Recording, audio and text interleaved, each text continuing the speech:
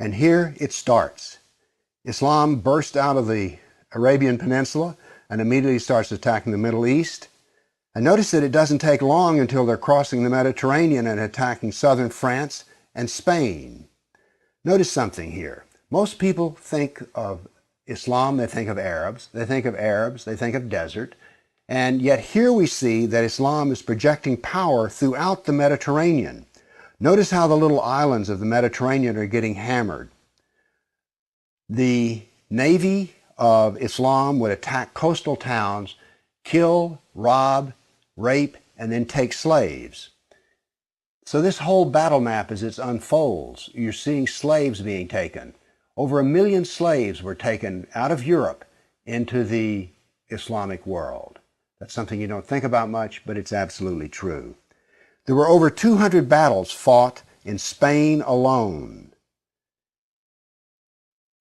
And we also see, however, on the east coast in Turkey, that Islam is trying to break into Europe. Now, what's going to happen is, in Spain, this ongoing fight that lasted for 400 years, the Christians are going to push back the Muslims. But now then, what has happened over in the east is that Constantinople has fallen, and now then Eastern Europe is getting hammered. The jihad now comes to Eastern Europe. It's pushed out now of Spain. Northern Africa is now completely Islamic. The Middle East is completely Islamic. This is all jihad, relentless jihad. And why is it so relentless? Well, Muhammad was relentless in his jihad. And these people are good students of Islam, and so it's against the kafir, on and on. It was traditional that when the Sultan came to power, the brand new Sultan, he would immediately try to launch new wars because he was going to be noted in his Islamic history as to how well he fought against the kafir. So that's what the jihad looked like over that time period, 548 battles. But remember, when you bring up jihad, people want to bring up the Crusades. So I also prepared a dynamic battle map of all the offensive raids of the Crusaders. Let's watch it and make a comparison. And so it begins. The Crusades enter into Turkey and the Middle East.